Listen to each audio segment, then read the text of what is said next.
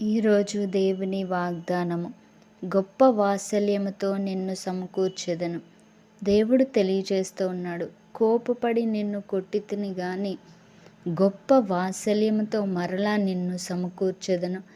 నీ జీవితంలో అన్నీ కోల్పోయి ఎంతో వేదనతో ఉన్నావు కాబట్టి ప్రభువు వాగ్దానం చేస్తున్నాడు, మరలా దేవుడు నిన్ను సమకూరుస్తాడు.